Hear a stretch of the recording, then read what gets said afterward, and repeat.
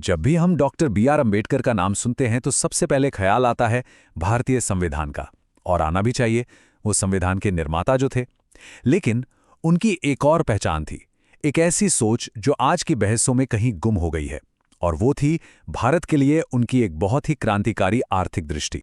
तो सवाल यही उठता है कि संविधान की रचना से इतर भारत के लिए डॉक्टर अंबेडकर का वो आर्थिक सपना असल में था क्या? ये एक बहुत बड़ा सवाल है और इसका जवाब हमें उनकी सोच की एक अलग ही गहराई में ले जाता है। चलिए आज इसी को समझने की कोशिश करते हैं।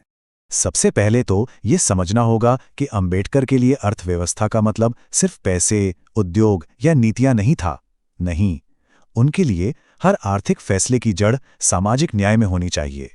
और उनकी इसी सोच का सार हमें इस एक वाक्य में मिलता है कि राजनीतिक लोकतंत्र तब तक नहीं टिक सकता जब तक कि उसके आधार में सामाजिक लोकतंत्र ना हो। देखिए, इसका सीधा सा मतलब ये था कि जब तक समाज में बराबरी नहीं होगी, जब तक आर्थिक और सामाजिक भेदभाव रहेगा, तब तक राजनीतिक आज़ादी का कोई मतलब नहीं है, वो अधूरी है। मतलब अर्थव्यवस्था और समाज ये दोनों अलग अलग चीजें नहीं थी, बल्कि एक ही सिक्के के दो पहलू थे। अपनी इसी सोच को इन्होंने एक नाम दिया था, राजकीय समाजवाद। अब ये है क्या? आसान भाषा में समझें तो इसका मतलब था कि देश के जो भी बड़े और जरूरी उद्योग हैं, बीमा कंपनियां हैं, यहां तक कि खेती की जमीन भी, इन सब पर सरकार का कंट्रोल हो। और मकसद मुनाफा कमाना बिल्कुल नहीं था। मकसद था ये पक्का करना कि देश की दौलत कुछ हाथों में सिमट कर ना रह जाए, बल्कि उसका फायदा हर नागरिक तक पहुंचे। और हाँ, ये सिर्फ कोई किताबी बातें नहीं थी। जैसा कि ये रिसर्च पेपर बताता है, अंबेडकर ने 1947 में स्टेट्स एंड माइनॉरिटीज नाम के एक दस्तावेज में इस पूरे इकोनॉमिक मॉडल का एक ब्लूप्रिंट तैयार किया था। और दिलचस्प बात यह है कि वो चाहते थे कि ये मॉडल भारत के संविधान का ही एक अटूट हिस्सा बने। लेकिन इतिहास ने एक अलग ही मोड़ लिया। अंबेडकर की इस दृष्टि से बिल्कुल अलग साल 1991 में एक ऐसा दौर आया जिसने भारत की आर्थिक दिशा को हमेशा के लिए बदल दिया। ये एक नए रास्ते की शुरुआत थी। ये बदलाव कितना बड़ा था, इसे हम ऐसे समझ सकते हैं। 1991 से पहले भारत की अर्थव्यवस्था ज्यादातर सरकार के नियंत्रण में थी।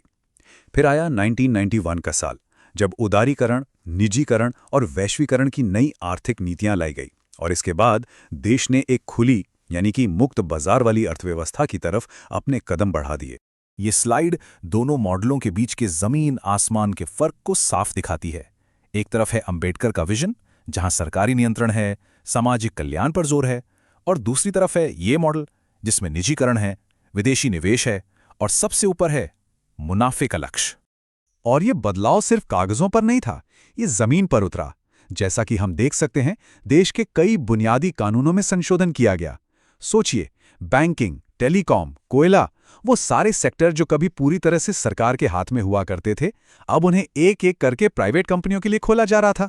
ये नीति के स्तर पर एक बहुत बड़ा भूकंप था। तो सवाल उठता है कि इस बड़े बदलाव का असर क्या हुआ?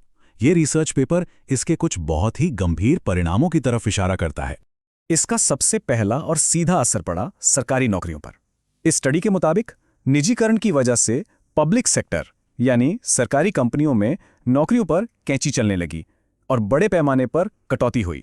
जरा आंकड़ों पे गौर कीजिए। सोर्स के अनुसार सिर्फ एक साल में 2002 से 2003 के बीच सरकारी कंपनियों से 42,000 लोगों को नौकरी से निकाला गया। 42,000। और ये सिलसिला यहीं नहीं रुका। ठीक अगले ही साल लगभग 30,000 और कर्मचारियों की छटनी कर दी गई। ये एक ऐसा ट्रेंड था जो हजारों लाखों परिवारों की जिंदगी पर सीधा असर डाल रहा था। लेकिन इन आंकड़ों का एक और गहरा मतलब था, जो हमें वापस अंबेडकर की मूल चिंता से जोड़ता है। देखिए, हमारे देश में आरक्षण की नीति मुख्य रूप से सरकारी नौकरियों में ही लागू होती है। तो जब सरकारी नौकरियां ही कम होने लगीं, तो इसका सीधा असर आरक्षण के मौकों पर पड़ा। इस पेपर का तर्क है कि इससे हाशिए पर मौजूद समुदायों के लिए आगे बढ़ने का एक बहुत बड़ा और अहम रास्ता सिकुड़ता चला गया।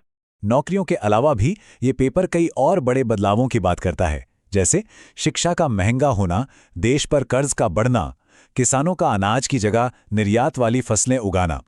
अगर इसे एक लाइन में कहें तो सामाजिक कल्याण की सोच पीछे छूटने लगी और मुनाफे की दौड़ सबसे आगे निकल गई। तो आज ये सब हमें एक ऐसे मोड़ पर लाकर खड़ा कर देता है जहां से भारत के लिए दो बिल्कुल अलग अलग आर्थिक रास्ते दिखाई देते हैं। एक वो रास्ता जिसका सपना डॉक्टर अंबेडकर ने देखा था, और दूसरा वो जिस पर देश 1991 के बाद से चल रहा है।